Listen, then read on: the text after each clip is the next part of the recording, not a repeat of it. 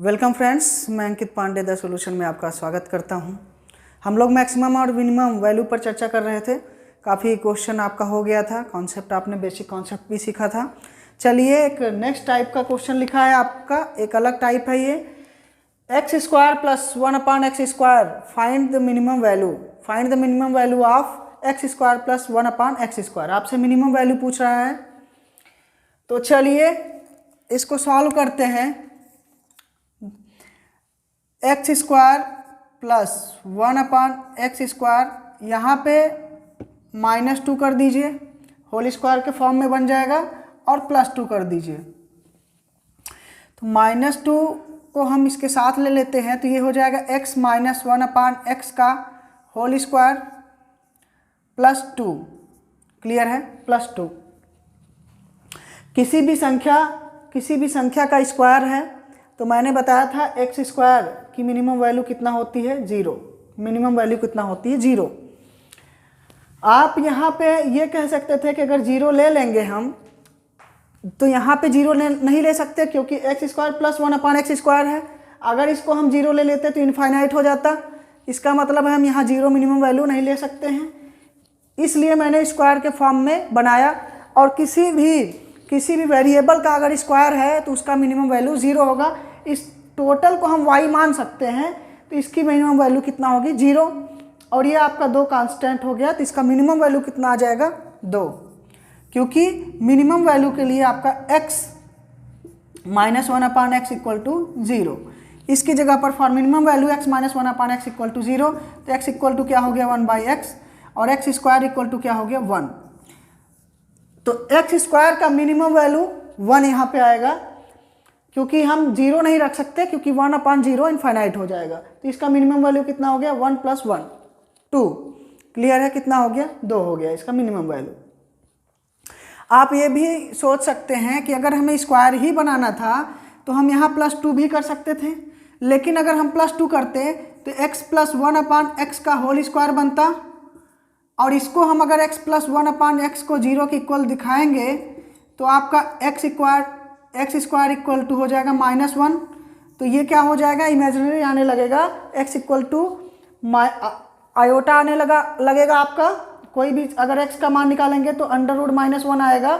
इसका मतलब आई लिखना पड़ेगा आपको, आयोटा। तो ये आपका जो है इमेजिनरी हो जाएगा। उसका कॉन्सेप्ट हम लोग नहीं पढ़ते हैं। हमको रियल नंबर, x क्या है? रियल नंबर है हमारा। लिख भी सकते हैं x क्या है हमारा? Real number. हम यहाँ रियल नंबर ही पढ़ते हैं। क्लियर है? तो हमारा एक्स स्क्वायर प्लस 1/x² की मिनिमम वैल्यू कितना आ गई? 2। इसको आप याद रखेंगे, एक्स स्क्वायर प्लस 1/x² की मिनिमम वैल्यू 2 होती है। मिनिमम वैल्यू 2 होने का मतलब है कि इससे छोटा, इसकी वैल्यू इससे छोटी नहीं आ सकती है। तो इसको आप लोग याद रखेंगे। स्क्रीनशॉट लीजिए, क्वेश्चन इस पर लिखते हैं। स्क्रीनशॉट लीजिए इसका। चलिए एक अगला क्वेश्चन आपके बोर्ड पे लिखा है, x square plus 1/x² + 1 - 3, find the minimum value.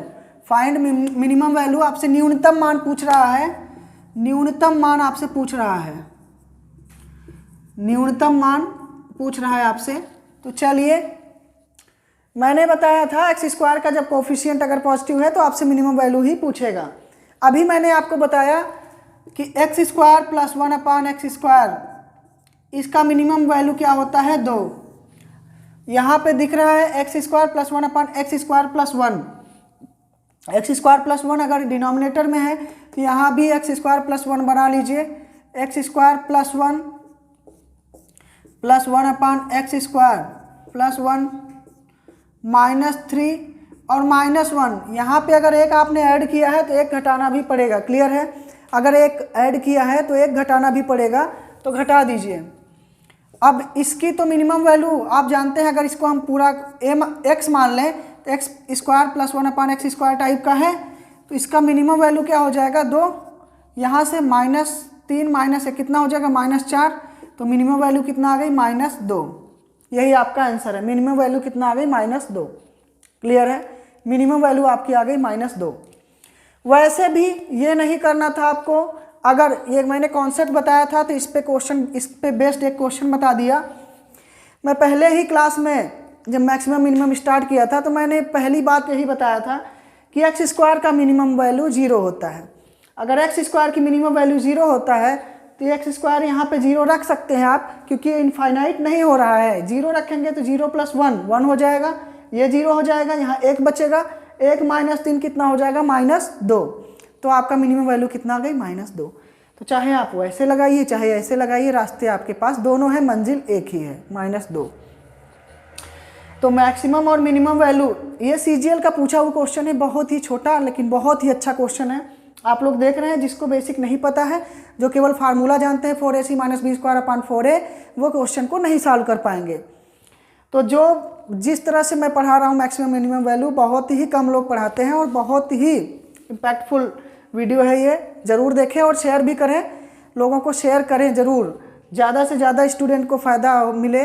मैं चाहता हूँ कि जो स्टूडेंट तैयारी कर रहे हैं, जो कोचिंग नहीं जा रहे हैं, ज़्यादा जो जा भी रहे हैं उनके लिए भी बहुत बेनिफिशियल है, तो शेयर ज़रूर करें आप लोग। चलिए स्क्रीनशॉट लीजिए, अगले क्वेश्चन की तरफ बढ़ते हैं।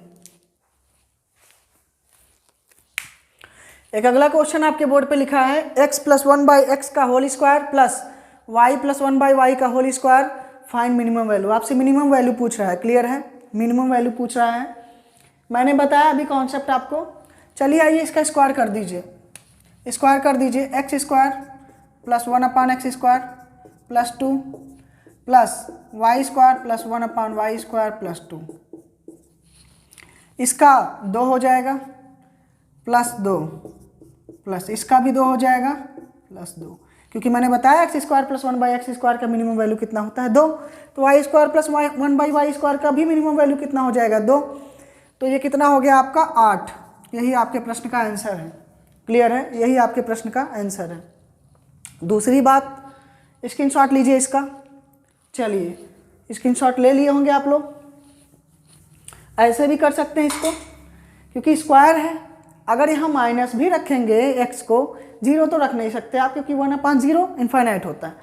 अगर यहाँ माइनस भी रखेंगे तो ये स्क्वायर होके पॉजिटिव हो जाएगा, इसका मतलब है इसका भी मिनिमम मान कितना होगा 2, 2 का स्क्वायर कितना 4 और +4 कितना आ जाएगा 8। चाहे ऐसे कर लीजिए चाहे ऐसे कर लीजिए आप।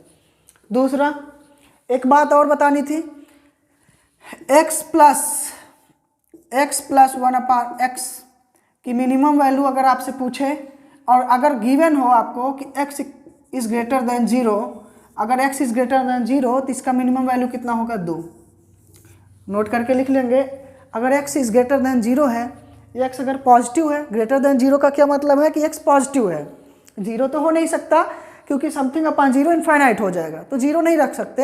अगर आपसे दे दे कि x धनात्मक है, पॉजिटिव है, या फिर ऐसे लिखे x इज़ ग्रेटर देन 0, इसका मतलब है x पॉजिटिव है, तो x + 1/x का वैल्यू कितना 2, तो a + 1/a का वैल्यू भी कितना 2। जो भी इस टाइप का पूछेगा उसकी मिनिमम वैल्यू 2।